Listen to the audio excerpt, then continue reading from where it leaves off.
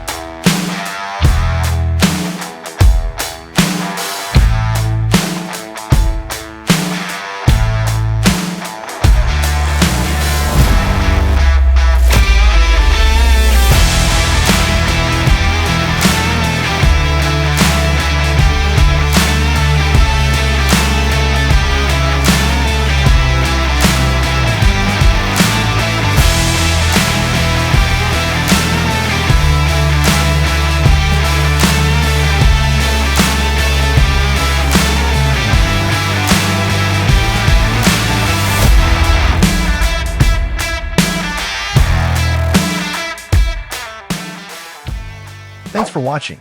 Please like, comment, and subscribe.